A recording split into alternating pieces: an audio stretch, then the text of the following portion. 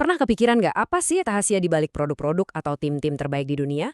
Sering banget jawabannya itu ada di sebuah siklus 4 langkah yang kelihatannya sederhana tapi dampaknya luar biasa. Hari ini kita bakal bongkar rahasia siklus PDCA dan gimana Anda bisa pakai ini buat bikin semuanya jadi lebih baik. Kita semua pasti pernah kan ngerasain hal ini? Kenapa ada satu merek yang rasanya pas banget? Atau kenapa ada tim kerja yang kayaknya selalu selangkah di depan? Nah, jawabannya itu seringkali ada di sebuah proses tersembunyi yang terus-menerus ngejar kualitas. Yap, ini semua bukan kebetulan. Kalau kita tarik mundur ke sejarah, kita bakal sampai di Jepang pasca perang. Di sana, perusahaan raksasa kayak Toyota jadi pelopornya. Mereka nggak cuma bikin mobil, tapi mereka membangun sebuah sistem buat terus-terusan jadi lebih baik, yang akhirnya ya bikin mereka bisa mengalahkan kompetitornya.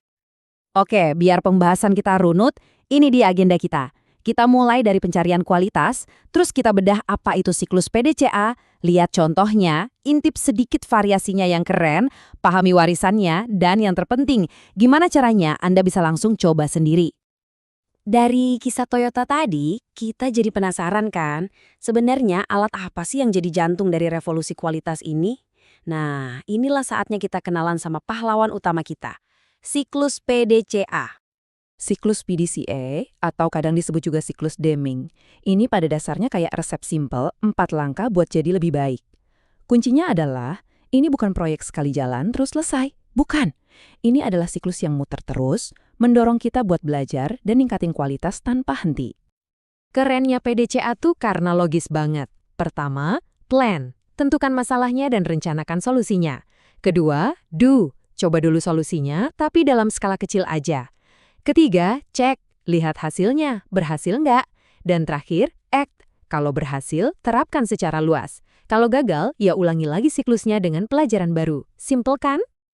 Teori aja nggak cukup kan? Biar lebih kebayang, yuk kita lihat contoh nyata gimana siklus ini bekerja. Bayangin ada sebuah perusahaan mobil yang pusing karena banyak keluhan soal tombol di dashboard yang gampang rusak. Oke, di tahap plan, mereka nggak asal tebak. Mereka lihat data, yaitu keluhan pelanggan. Masalahnya jelas, tombolnya jelek. Rencananya pun spesifik. Kita coba deh pakai bahan plastik baru dari pemasok lain. Lanjut ke tahap DO. Nah, ini kuncinya. Mereka nggak langsung ganti semua bahan di pabrik. Mereka bikin uji coba kecil dulu, di jalur terpisah. Kenapa? Buat meminimalisir resiko. Coba bayangin, kalau bahan barunya ternyata lebih jelek, kan nggak jadi bencana buat seluruh produksi. Sekarang, waktunya ngecek. Data dari uji coba tadi dianalisis. Gimana hasilnya?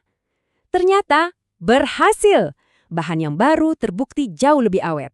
Ini nih momen ahanya, di mana data yang bicara bukan lagi sekedar asumsi atau opini.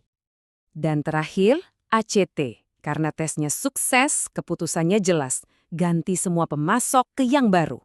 Hasilnya, keluhan pelanggan langsung anjlok. Masalah selesai. Tapi apa berhenti di situ? Tentu enggak. Siklus ini siap dimulai lagi buat cari masalah lain untuk diperbaiki. Inilah inti dari perbaikan berkelanjutan. Tapi tunggu dulu, ceritanya belum selesai. Seiring berjalannya waktu, si penciptanya sendiri, Deming, merasa ada satu kata yang kurang pas. Sebuah perubahan kecil yang kelihatannya sepele, tapi ternyata mengubah filosofinya secara mendalam. Nah, ini bedanya. Cek atau periksa, itu pertanyaannya cuma berhasil atau enggak, jawabannya hitam putih. Tapi study atau pelajari, itu nanyanya lebih dalam. Kenapa ini berhasil? Pelajaran apa yang bisa kita ambil? Ini adalah lompatan dari sekedar ngecek hasil ke benar-benar memahami proses di baliknya. Jadi mungkin ada yang bertanya, kenapa sih sebuah siklus simpel dari tahun 50-an ini masih relevan banget sampai sekarang? Jawabannya, karena dampaknya itu jauh melampaui lantai pabrik. Ini nih yang keren banget.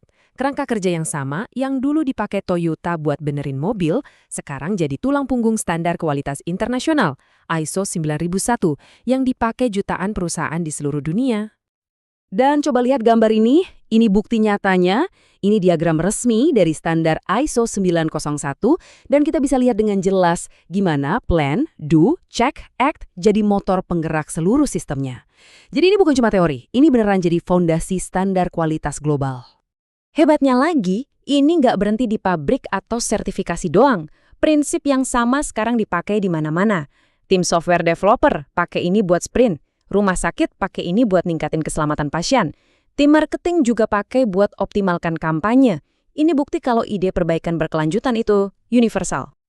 Oke, kita udah lihat sejarahnya, cara kerjanya, sampai dampaknya yang luar biasa. Sekarang, bagian paling penting, gimana caranya alat canggih ini bisa berguna buat Anda? Tentu saja, nggak ada alat yang sempurna. PDCA itu luar biasa buat perbaikan yang sistematis, terstruktur, dan mengurangi resiko. Tapi ini bukan solusi kilat. Ini butuh waktu, butuh komitmen tim, dan jelas bukan buat nanganin krisis yang lagi kebakaran jenggot. Nah, sebagai penutup, saya mau kasih Anda satu pertanyaan reflektif. Coba pikirin deh, apa satu masalah kecil yang sering banget berulang di pekerjaan atau bahkan kehidupan sehari-hari Anda, sesuatu yang sebenarnya bisa diperbaiki cuma dengan satu putaran siklus plan, do, check, act? Karena pada akhirnya, perbaikan besar itu selalu dimulai dari satu siklus kecil yang kita mulai hari ini.